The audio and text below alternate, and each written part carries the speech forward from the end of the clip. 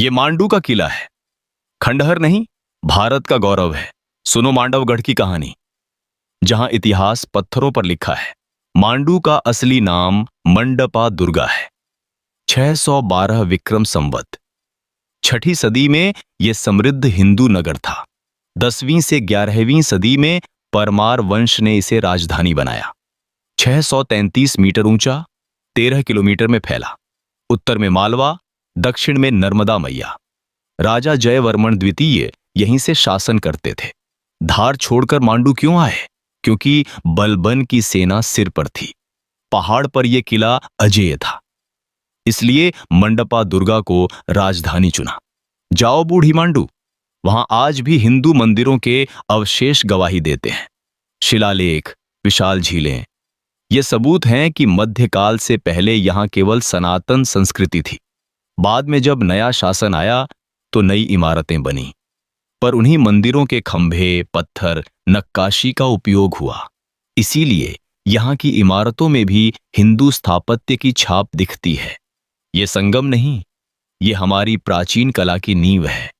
अब सुनो मांडू और मेवाड़ के 200 साल के संघर्ष की गाथा। दिलावर गौरी चढ़ आया मेवाड़ पर। महाराणा खेत सिंह ने बाकरोल में पराजित किया। महमूद खिलजी ने महाराणा कुंभा से 8 युद्ध लड़े, 8 बार पराजित होकर लौटा। 6 महीने बंदी रहा, फिर कुंभा ने उदारता दिखाकर छोड़ दिया। गयासुद्दीन खिलजी को राजकुमार पृथ्वीराज ने बंदी बनाया। महमूद द्वितीय को महाराणा सांगा ने गागरोन में हराया, कैद किया। फिर क्या किया?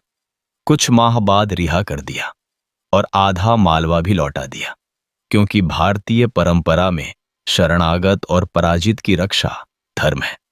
200 साल संघर्ष के बाद भी सुनो भारत का धर्म। बाज बहादुर जब अकबर से पराजित हुआ तो शरण कहां मिली? मेवाड़। महाराणा उदय सिंह ने उसे आश्रय दिया। क्यों? क्योंकि हमारी संस्कृति में अतिथि और शरणार्थी को देवता माना जाता है। यह है मांडू, परमारों की राजधानी। और सुनो मांडव की मिट्टी का रहस्य। यही नीलकंठ महादेव हैं, पहाड़ काटकर बना 1000 साल पुराना मंदिर। कहते हैं समुद्र मंथन का विष पीकर भोलेनाथ यहीं रुके थे, इसलिए नीलकंठ कहलाए। परमार राजा भी यहीं जल चढ़ाते थे। फिर है चतुर्भुज राम मंदिर, मांडू के बीच बाजार में छुपा अद्भुत स्थान। 4 भुजा वाले राम लल्ला, शंख, चक्र, गदा, पद्म के साथ। 600 साल संघर्ष चला, पर सनातन का दीप नहीं बुझा। अंत में रेवा कुंड, रेवा मतलब नर्मदा मैया। रानी रूपमती यहीं स्नान करके रोज नर्मदा दर्शन करती थी। जो नर्मदा घाटी में दूर बहती है, वो यहां कुंड बनकर रुकी है। यह है मांडव, जहां शिव, राम और नर्मदा तीनों का वास है। हर हर महादेव।